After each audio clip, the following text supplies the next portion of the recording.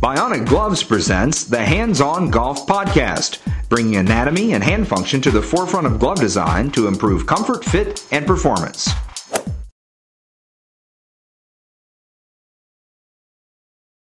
Welcome everyone to this edition of the Bionic Gloves Hands-On Golf Podcast. My name is Chaz Rao. I'm your host, and I'm here with Eric Gilliland, again at the Audubon Country Club in Louisville, Kentucky. It's a beautiful day, and we're glad that we can create another podcast for you.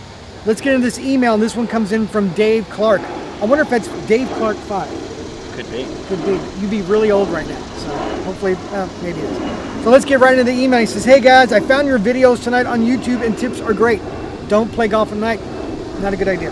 Thanks. My question is that it seems every time I have to hit a short pitch shot, 10 to 40 yards out, with my wedges, I either hit fat or the ball lands short of the green or I overcompensate. How can I hit those short shots consistently? Eric?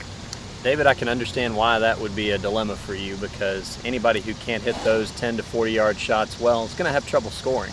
So we definitely want to address your question, and we'll get to it here in just a second.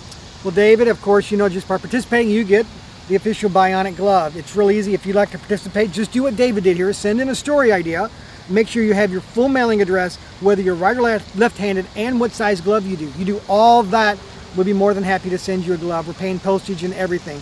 And you'll be the envy on the golf course because you have that beautiful white glove and help your hand and your game as well. So please continue to leave your feedback in iTunes and in YouTube. Please keep the questions coming. And if you're looking for the catalog of content of podcasts that we've created, please go to bionicgloves.com/podcast, and for $1.99 you can download past episodes. Remember, the podcast is always free, but after like 14 episodes, we put it into the catalog, okay? After 14 weeks, shall I say, we put it into the catalog. So please go there and check it out if you're interested. Lots of great content, all waiting for you to become a better golfer. Now let's go join Eric on the course to see how we can resolve this week's issue about a solid wedge shots, distance control on this edition of the Bionic Gloves Hands-On Golf Podcast. Okay, David, your question is really twofold. You're talking about your solidness of impact on your wedge shots from 10 to 40 yards, and you're also talking about how to control the distance. Well, these two are very much interrelated.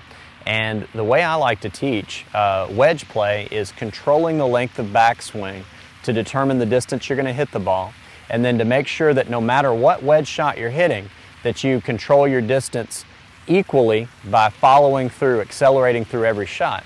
So the way I'd practice that is I'd set up maybe 10 yards away from your flag, wherever your trouble seems to start, and work on a very short backswing with a very narrow stance. It might be something as short as this where you don't even hinge your wrists, something that's very reliable that you can trust to make the same swing every time. If I were to make that swing, I would expect the ball to travel about 10 yards. Now we're talking about maybe carrying it a little bit further, so I might introduce a little bit of wrist hinge with an accelerating follow-through. Now the shot that I'm set up for here is more like a 30-yard shot, so I'm going to introduce a little more wrist hinge and come to a fuller finish. But you notice on every one of those swings that never do I decelerate, and that's usually the source of the problem with folks' wedge play. It's a big backswing to a decelerating short finish position. So let me hit this shot for you, and you can see how I'd make a backswing and follow through for, say, a 30-35 yard shot. Narrow stance, ball's pretty much center of the stance. I'm going to take it back to about right here and follow through.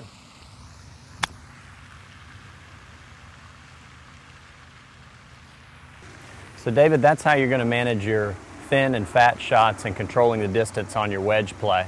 If you have any more questions about wedge play or anything to do with your golf swing, just contact a local PGA professional or visit bionicgloves.com. We're happy to help.